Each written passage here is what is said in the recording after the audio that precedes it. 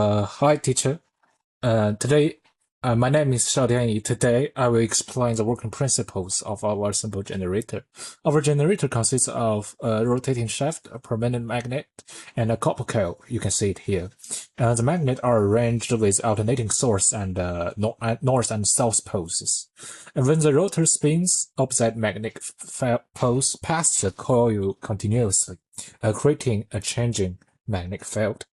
And the generator working based uh, on the Faraday's law of electromagnetic induction.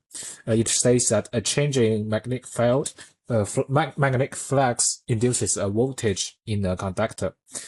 And the equation is shown here: E equals to n delta phi over delta t. In this equation, n is the number of the coils, and phi represents the magnetic flux. A faster changes in magnetic flux produced a higher voltage.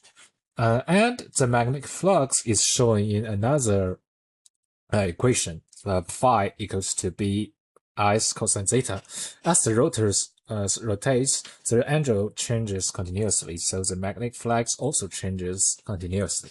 This changing magnetic flux induces an alternating voltage in the coil, increasing the coil. I think increasing the number of the coil turns using stronger magnets or rotating the rotor faster and can increase the voltage. That's all for our simple AC generator. Thank you, teacher. Now I will talk about the design inspiration. Our main inspiration comes from hydroelectric power stations. In a hydroelectric power plant, water stored at a high place flows down and turns a turbine. The turbine is connected to a generator, making the rotor spin continuously. As the magnets rotate around the coils, the magnetic field changes and electricity is produced. Our simple generator uses the same idea.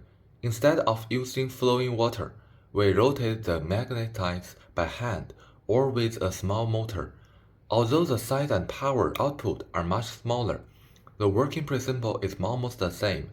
The energy conversion process can be shown as the first one, mechanical energy, the second one, rotating magnet, and the third one, changing magnetic, and the end, electrical energy. This is our design inspiration. Hello, my name is Gao Haoyang. Now let me walk you through how we assemble this generator. This device is made up of three key parts, as you can see. An inner rotor, an inner rotor, an alternator, and a gearbox with a speed radio of 1 to 11. Specifically, the rotor is equipped with 10 magnets, and the setter is composed of 8 cores, each webbed with 80 turns of wire. We began our work with 3D print to make the base, roll core farms, and empty rotor body. After the basic parts are ready, we wind wire onto each core and leave wire ends aside of later use. Then we fix the magnets evenly along the rotor's edge. A key detail here is that a Jetson's magneton must have opposite poles, which is essential for the generator to work properly. After finished the rotor, we arrange all the round cores neatly on the base. We solder these cores one after another in order and unify all wires to just one port and one output port, so the setter is fully assembled. Last but not least, we place the rotor inside the setter and fasten both components onto the gearbox. That's the completely assembly process of our generator. My name is Zhang Yizhao, EEE 3509201. I'm responsible for presenting the experimental results. Through experiments, we observed that on the stable rotational speed, our generator can generate a stable sine wave voltage with a peak of voltage 2.1 volts and RMS average about 1.5 volts, and the frequency approximately 88 Hertz. Additionally, during the experiment, we observed that sharp-like patterns sometimes occurred at the wave currents and through like this. We think that the possible cause is uneven spacing between the magnets, resulting in magnetic flux change rates significantly higher or lower than normal at specific positions, thereby generating spike-like voltage precisely at the peak and through points. 对你录就行。我往那边走。你算是太慢了，要算是0.6，要转快一点，往前我转3倍，我操，我也能转3倍，使劲使劲，啊！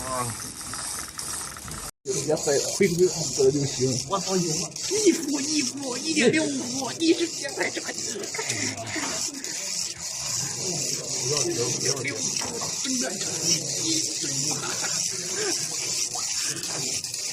1.69，不能再摇，再摇我手没劲了。1.9了，手没劲了。可以，行了行了。D 元辉 EEE 25090008. I'm responsible for solving the difficulties encountered in this experiment. As the Chinese proverb goes, the sharp edge of a sword comes from constant grinding, and the fragrance of blooms comes from the bitter cold. 3 core problems were encountered during the experiment, all of which have been resolved with targeted methods. Let's see the first one. The copper wires at the input and output terminals were too thin, resulting in large errors and poor stability in the output data collected by the measuring instrument. I soldered blooms at both terminals with the soldering iron to increase the conductive constant area, which effectively improved the measurement stability. And the second one, the actual size of the 3D printed base was smaller than the design specification, making it impossible to fit all 8 coils. I expanded the base with rigid cardboard and doubled the installation seats, solving the problem of insufficient space for coil installation. And the last one, in the initial test, the generator output voltage was too low to collect a stable waveform and increased the rotor speed by raising the hand cranking speed to boost the output voltage, and finally obtained a stable output waveform. Okay, that's all.